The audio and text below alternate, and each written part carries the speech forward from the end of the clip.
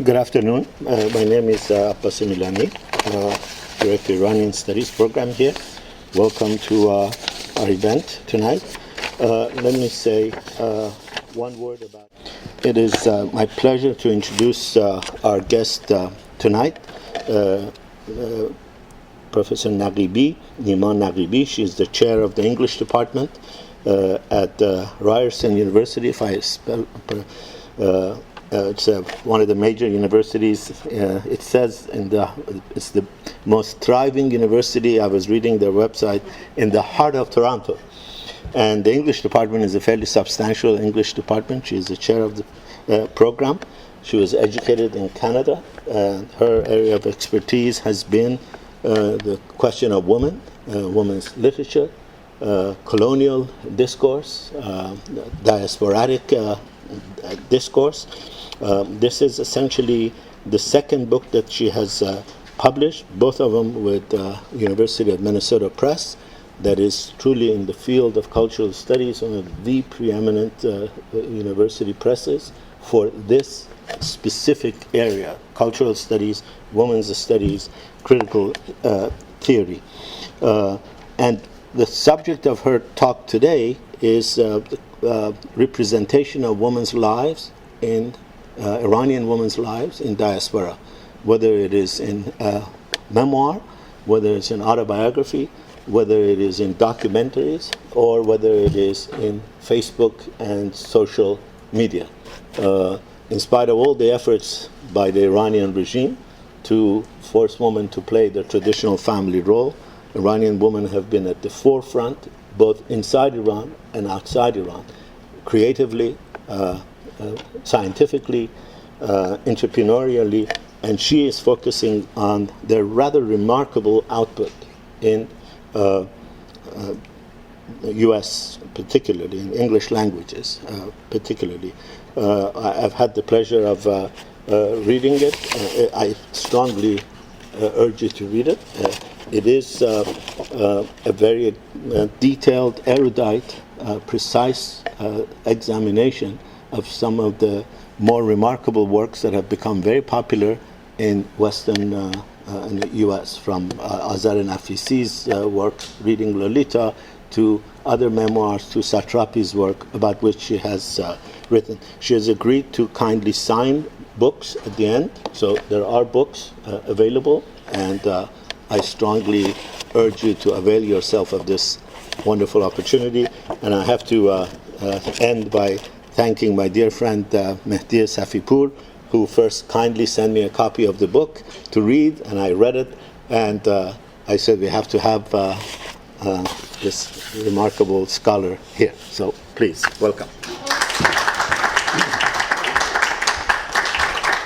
Thank you very much, Dr. Milani, for that very, very generous introduction. Thank you so much. It's such an honor for me to be here, and I would like to express my deep appreciation to the Stanford Iranian Studies program and to Dr. Abbas Milani, a renowned scholar and the author of a wonderful memoir himself, actually, for this generous invitation. I'm grateful also to Roma Parhad. I just realized I should stand next to the recording, right? I'm grateful also to Roma Parhad and Franco Errico for facilitating my visit here and for being so helpful with all of the administrative details. Now, I have to confess that I've been in denial about the fact that I need reading glasses, and I think this is now the time when I have to accept the fact that I need to wear them. So, excuse me a moment. So it is a real privilege to have this opportunity to speak with you about my book, Women Write Iran, Nostalgia and Human Rights from the Diaspora. What I plan to do this evening is to offer a general overview of my arguments in the book and to give you a sense of how I work with these various theories of autobiography, life writing, nostalgia, and human rights. So I'm going to spend the first half of this talk speaking about life writing and nostalgia, and then in the second half of the talk, I'll shift my focus to testimonial writing and prison narratives. In structuring my talk in this way, I'm hoping you'll get a sense of the book as a whole. As Farzaneh Milani has famously pointed out in her now canonical book, in Iranian studies, Veils and Words. Traditionally, the genre of autobiography was not popular in an Iranian cultural context, particularly for women, because this genre of public self-disclosure was seen as a form of sort of metaphorical unveiling that challenged the gendered notion of sham, which she defined as a combination of charm and shame, which is very specific to this ideal, modest Iranian woman. As Milani has herself noted, since the late 1990s, however, a growing number of Iranian women outside of Iran are turning to the genre of autobiography to narrate their personal experiences of life in post-revolutionary Iran and in the diaspora. This trend towards life writing and public disclosures needs to be understood, it seems to me, as part of the literary phenomenon that autobiography critics have called the memoir boom, or the age of memoir. Notable for me was how these diasporic Iranian memoirs were received by scholars who work on Iranian literature and culture. And I have to tell you, it was not at all positive. Right? Some critiqued what they identified as an imperialist thrust to these memoirs. Others went further and made direct connections between neoconservative institutions in the United States and specific memoirists. In large part, though, I think that the critiques against diasporic Iranian memoirs seems to come from a historical suspicion of the genre of memoir itself. I was wondering if it's upside down, but it's not. Okay. So Thomas Kauser, who's a theorist of memoir, has written about this prejudice. And he said, until quite recently, memoir was minor and autobiography major. Memoir subliterary and autobiography literary. Memoir shallow and autobiography deep. Memoir marginal and autobiography canonical. So part of the prejudice against the genre of the memoir versus the autobiography seems to be a sense that autobiography offers a long retrospective lens on a life usually of a known personality, usually male, right?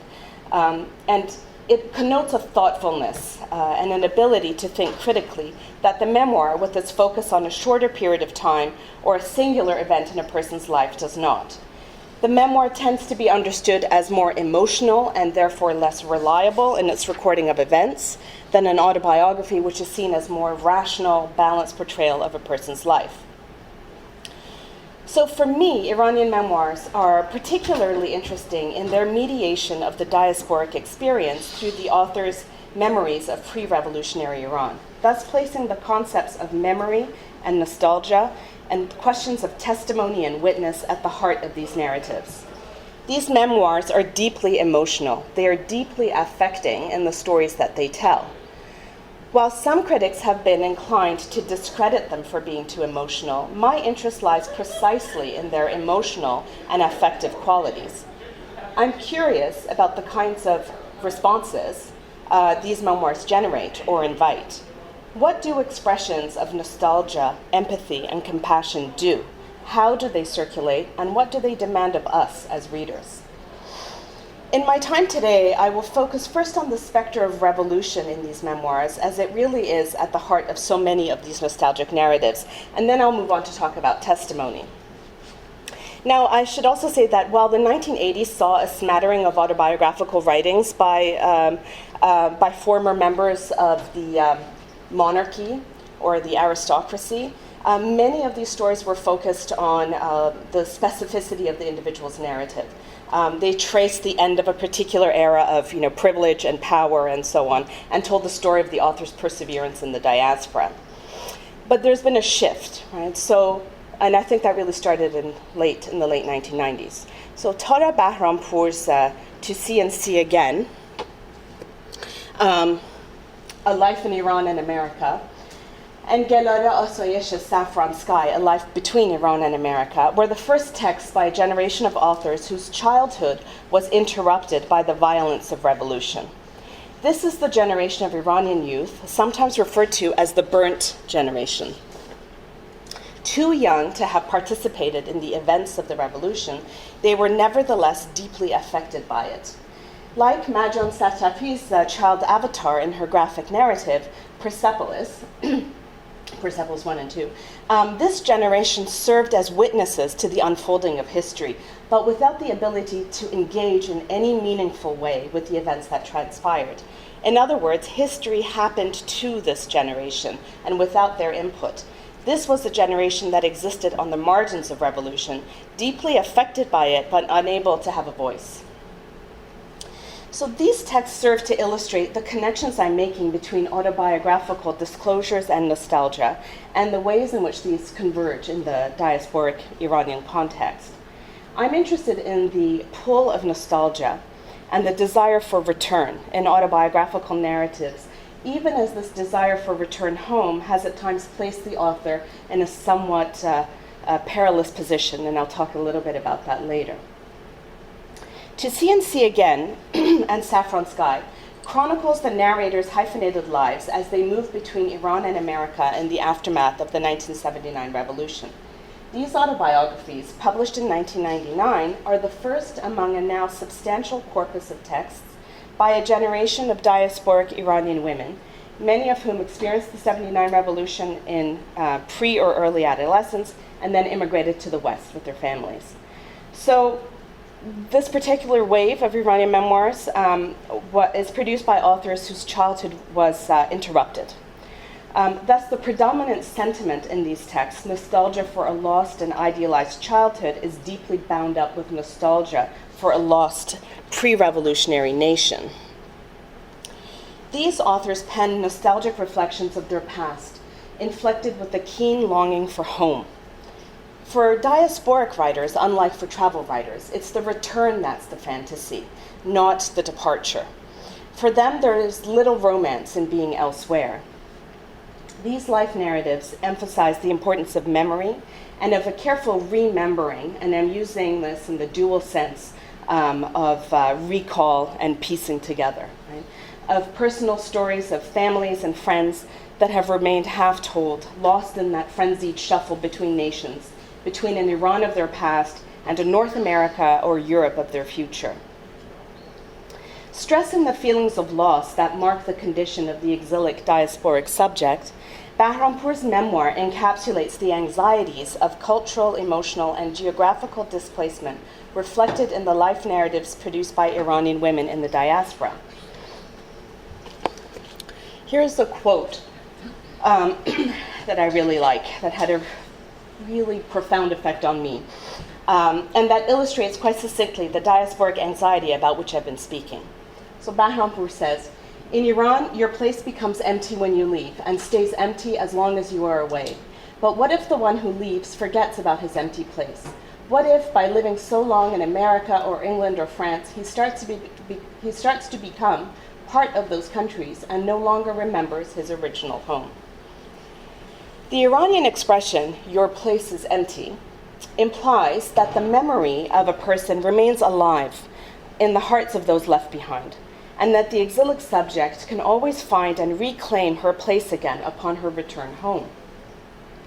But the anxieties that are part of the diasporic condition lead Bahrampour to wonder what might happen if she forgets the sounds, the smells, the rhythm of life in her home country, and through this forgetting lose a piece of her identity, herself. What happens to a person who, by force of historical events, leaves her home never again to return? How does she preserve the memory of her personal and cultural history while managing to navigate a present reality, a new life in a foreign land? These are the questions that haunt the diasporic subject and that emerge in various ways in autobiographical texts by diasporic Iranians. Scholars who work on nostalgia and memory have noted that historically, nostalgia was a condition diagnosed as a debilitating medical disease. Nostalgia has thus tended historically to be regarded in negative terms. Initially viewed as a curable medical ailment, it was later considered to be a form of psychological trauma. Once it was no longer diagnosed as a medical and therefore treatable condition, nostalgia was recast in cultural and literary contexts as an emotional wound. In popular discourse, nostalgia is often seen as a sentimental indulgence, right, which market-savvy entrepreneurs have easily attached to consumer goods. These negative connotations have contributed to a view of nostalgia as implying movement backward. But as Svetlana Boym has argued, nostalgia is as much about projecting a future past as it is about claiming an irretrievable past. In other words, nostalgic remembrances of pre-revolutionary Iran do not simply amount to mourning a lost Iran or a past life. They are also an expression of mourning for one's future self that might have been. In the nostalgic desire to reclaim an irretrievable place, Iran, and irretrievable time, pre-1979, lies an articulated grief for a future that could have been. At the level of the individual nostalgic, what this means is that the desire for another place and another time involves a mourning for that imagined future self, who the diasporic subject imagines herself to have become had the traumatic event, in this case the revolution, not taken place. Azadeh Moaveni's relationship to Iran, as she describes it first in Lipstick Jihad and then in Honeymoon in Tehran, is, as in the case of other memoirists, a nostalgic one. Keenly aware that her desire for Iran is shaped and mediated through what she repeatedly refers to as the dusty memories of her diasporic family and friends, Moaveni's nostalgia for Iran can be understood through Marianne Hirsch's concept of post-memory, a memory passed down through generations. While Moaveni's Lipstick Jihad, much like Bahrampour's To See and See Again, is interwoven with nostalgic memories of Iran, Moaveni's text is particularly interesting since her longing for home precedes her visit to the country. And she sees Iran for the first time at age 5. Her visit re-cements her nostalgia for an Iran mediated through the memories of her parents' generation and their yearning for an elusive homeland. Moaveni thus inherits a powerful longing for an idealized pre-revolutionary Iran through the force of her parents' nostalgia. This feeling of longing for a home that many have never themselves seen has been usefully explained by Jennifer Delisle. Oh, sorry, these were the covers of Moaveni's text. And this is the quote from Jennifer Delisle. She explains it as genealogical nostalgia, which she defines as follows: the affective drive to uncover, preserve, and record our family history and homeland, this notion of feeling a place in our bones despite never having seen it. The painful longing to return home defines and shapes the diasporic existence, whether the object of desire is an actual physical location where a person once resided, or whether it is simply a place known and felt only through the imagination, since the nostalgia they feel is an inherited one from previous generations. Particularly eloquent on the subject of nostalgia, Moaveni describes with poignancy the emotional effects of living at a remove from one's country of origin. Recognizing that she herself carries this burden of inherited nostalgia, Moaveni decides to return to the home of her imagination and to confront her feelings in the very place that serves as the object of her nostalgia. Upon her arrival in Iran, Moaveni relishes the warm welcome she receives from her family and describes with powerful emotion the experience of sitting in her grandfather's kitchen. The kitchen smelt like summer, and I sat on a bar stool at the island in the center, enchanted with the abundance and the knowledge that generations of my ancestors had eaten this precise sort of apple, exactly those peaches. In this moving description of her reconnection with a personal as well as a national cultural history that until now had only existed as part of a carefully preserved family lore, Moaveni invokes and reclaims her ancestral connections to Iran. Despite her sensitive descriptions of how nostalgia shapes the life and emotions of the diasporic subject, Moaveni is at times quite hard on diasporic Iranians and their nostalgic relationship to an Iran to which they will not or cannot return. However perceptive her description of the stresses and tensions of diasporic life, what also emerges in her memoir is her at times reproachful view of diasporic Iranians whom she characterizes as guarding stale memories of a pre-revolutionary Iran and indulging their nostalgia for an Iran that exists only in their imagination. For Moaveni, then, nostalgia is for the most part quite negative. It encourages an ossified relationship with the country of origin and hinders a complex and comprehensive understanding and engagement with the country's contemporary politics, society, and culture. Indeed, much of Lipstick Jihad is preoccupied with the subject of nostalgia, with which Mawveni connects to the topic of loyalty to one's origins and to one's place of birth. Turning a critical lens on herself, her aunt, and her cousin, who all went to Iran under the spell of nostalgia for an Iran about which they all fantasized, she writes, "All of us, Khale Zahra, Kimia, and I, had arrived in Tehran as Iranians of the imagination. We had Iranian identities, but they were formed by our memories and the Farsi-speaking parts of our soul. But we could not navigate the Tehran of today or share in the collective consciousness of the Iranians who never left." Bound up with the politics of Iranian diaspora and nostalgia is thus the question of loyalty. Those who left Iran during or shortly after the revolution are seen as having abandoned the nation in the face of adversity. Those who stayed behind suffered through the immediate and bloody aftermath of the post-revolutionary period and the 8-year Iran-Iraq War.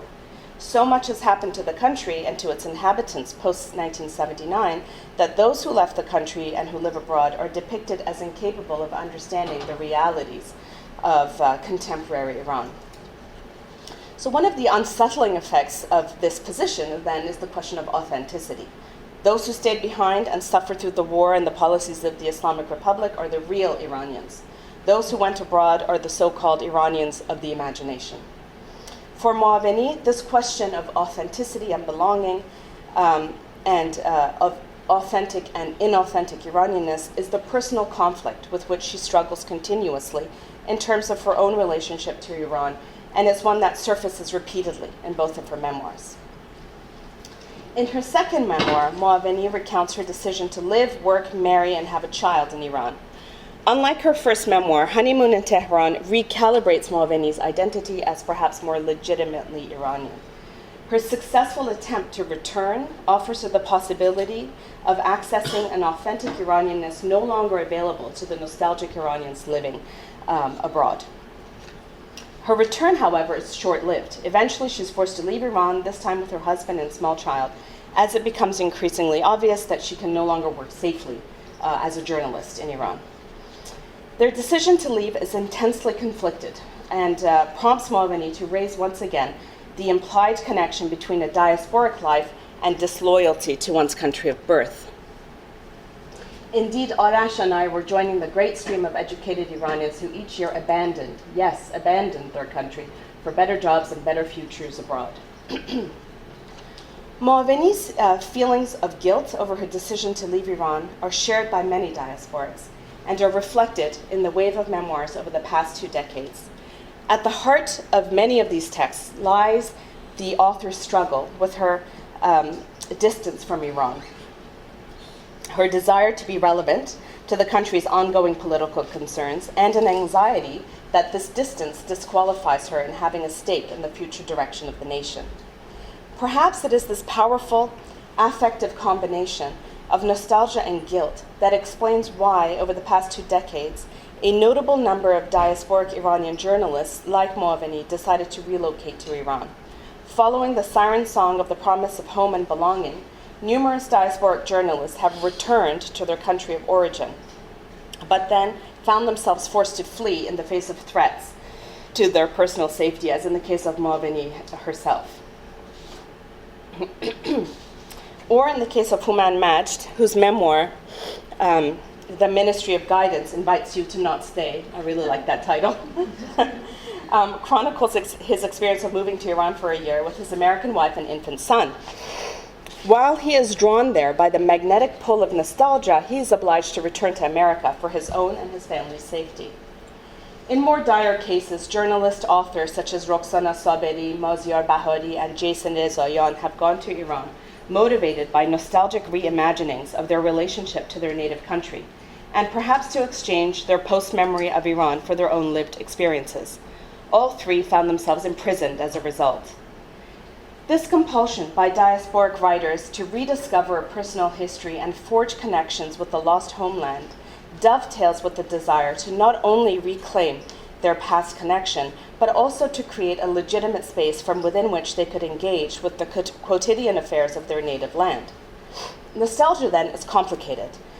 At once myopic in its focus on personal experiences and memories, it is also driven by an intense longing to reconnect, to legitimize one's continuing relevance to the political and social concerns of one's country of origin. Nostalgia can also be a productive emotion. Nostalgic memories can transform the act of turning back to the past into opportunities for future engagement. The creative process of remembering, again in that dual sense of recall and piecing together, allows the diasporic writer to indulge in her nostalgic memories of the past, but it also forces her to come to terms with Iran in the historical present. Just going to take a sip of water.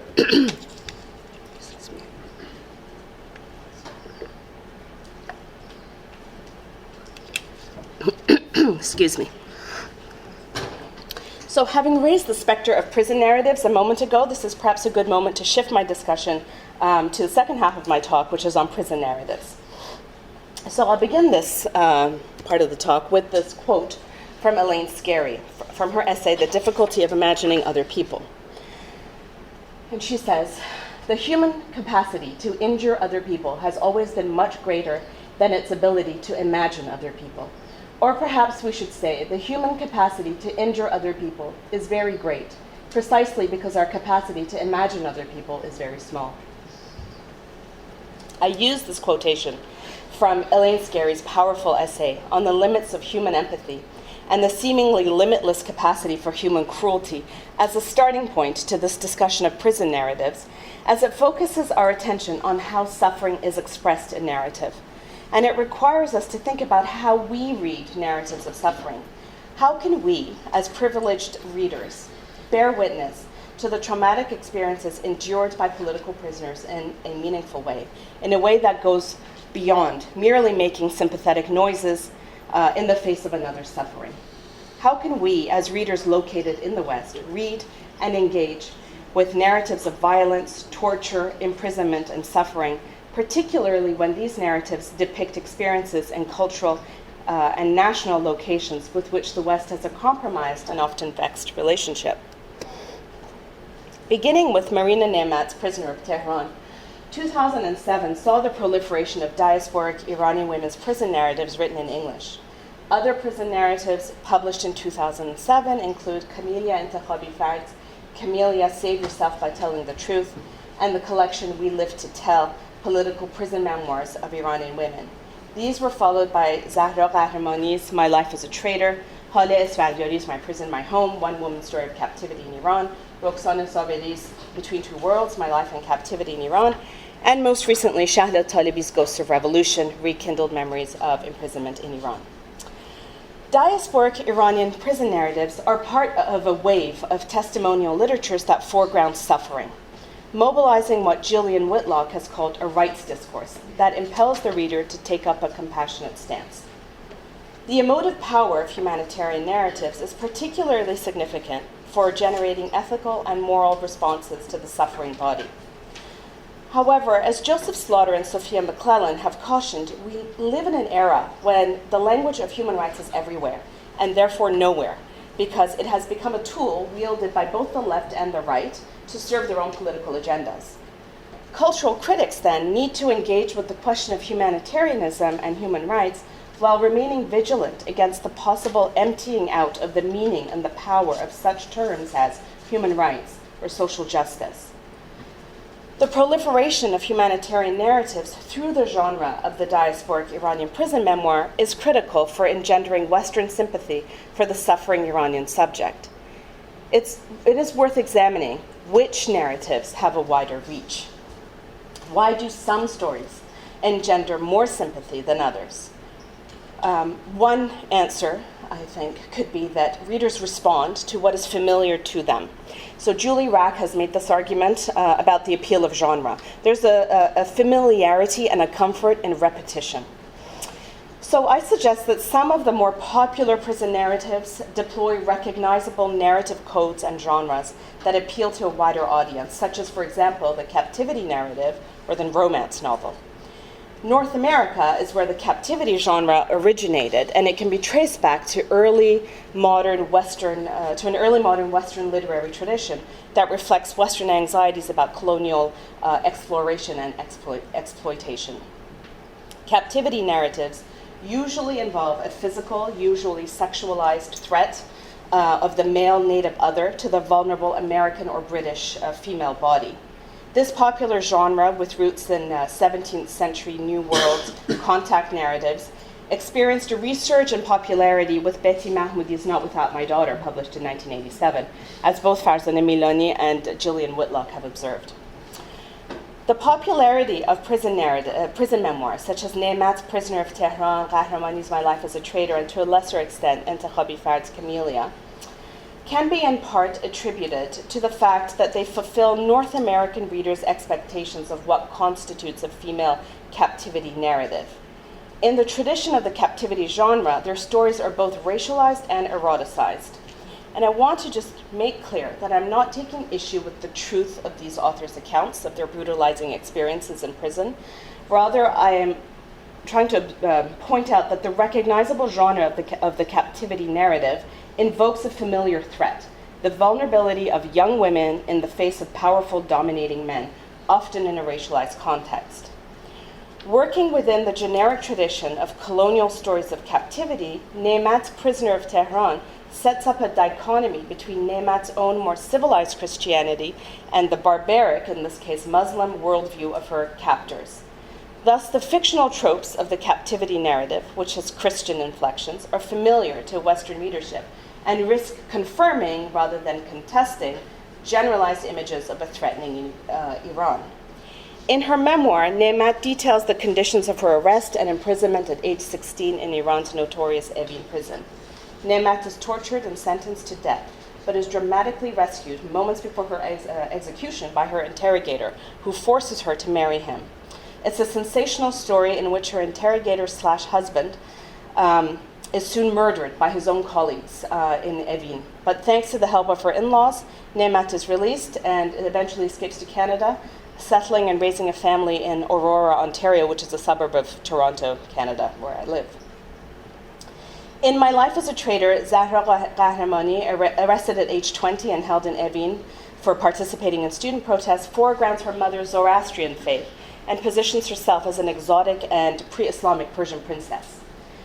Camellia Intikhabi Fard is Muslim but takes pains early in the book to situate herself within a secular and westernized family. Thus, Nemat, Qahramani, and Intikhabi Fard write about Iran from minority positions. They foreground their minority religious status and their secular westernized position. All three emphasize their Persianness as opposed to a Muslimness reviled in the West. Nemat's, Qahramani's, and Intikhabi Fard's narratives are also highly eroticized, following the tropic conventions of both the captivity genre and the Harlequin romance, which hinge on the anxieties that emerge in response to the sexual threat posed by the figure of an often swarthy man. All three texts work within a framework of heterosexualized power relations between the male captor and the female captive. The figure of the brutish lover won over by a diminutive, meek young woman, conventional in popular romance, is a feature shared in both Camellia and Prisoner of Tehran, although Intikhabi Fard presents herself in a more active role as her interrogator's seducer, while Nemat remains an unwilling and passive victim. What I'm suggesting is that the familiarity of the romance captivity narrative is what may account for its wide appeal to Western readership. Indeed, Nemat has become a minor celebrity in Canada. It also accounts for the angry rejection of this narrative by some former Iranian political prisoners, many of whom now live in Canada or Europe. Although I have pointed to the recognizable fictional tropes within which Nemat, Intikhabi Fard's, and Qahramani's texts operate, my intention, believe it or not, is not to dismiss their accounts of torture, imprisonment, and suffering. Rather, I'm interested in how certain life stories are told through the mobilization of recognizable generic conventions and the effects of the circulation of these texts. All three prison narratives compel a humanitarian response from the reader as witness. These narratives engender some kind of feeling in the reader that can be a socially and politically transformative response to another's traumatic experience. However, while this engendered compassion may have transformative political or personal potential for the Western and Iranian reader of the prison memoir, we need also to bear in mind Lauren Berlant's claim that, and these are her words, compassion is a term denoting privilege. The sufferer is over there.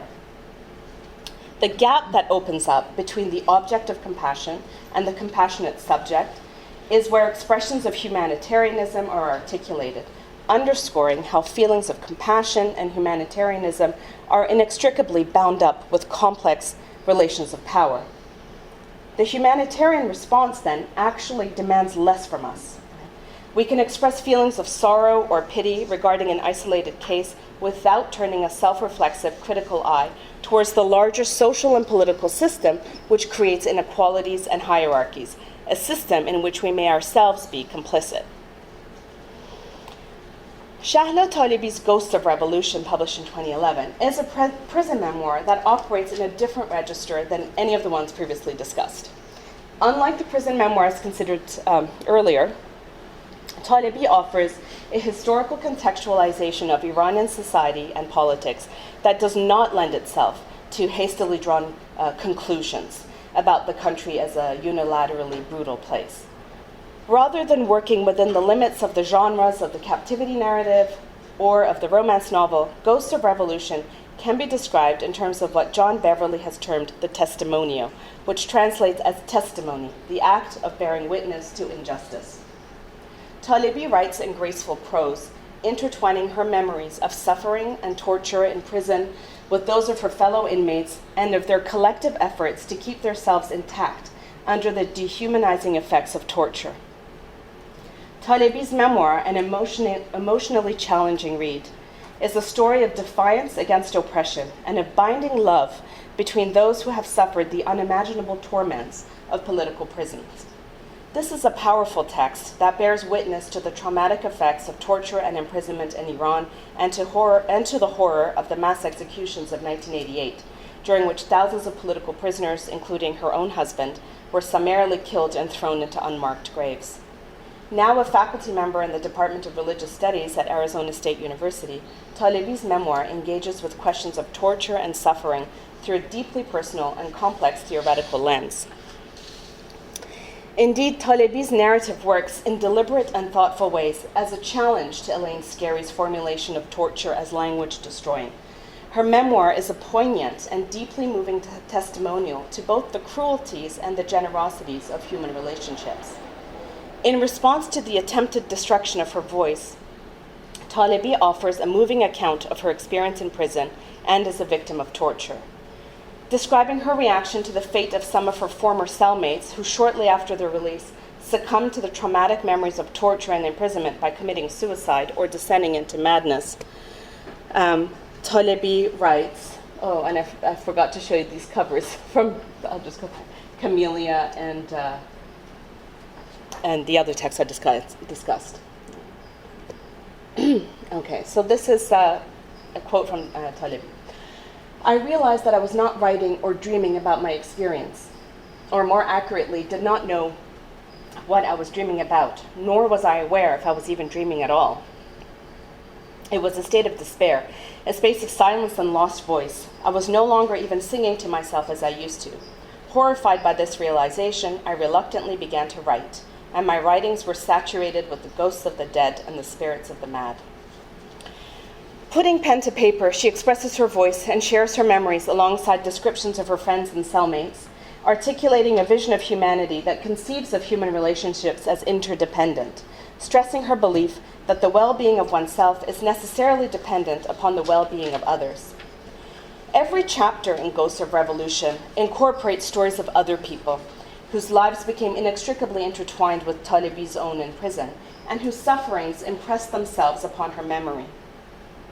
With sensitivity and empathy, Talibi traces and narrates the trajectory of each individual's life. In extreme cases, as in the irrevocably damaged young Roya, who has removed herself cognitively and emotionally from her immediate surroundings, Talibi and her fellow prisoners hypothesize about her life before prison.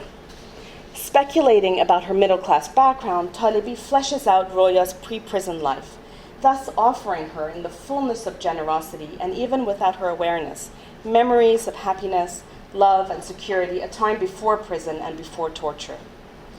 Throughout her memoir, Talebi offers moving descriptions of her inmates, even humanizing a particularly despised recanter, Fawzi, by contextualizing her story through a sympathetic framework.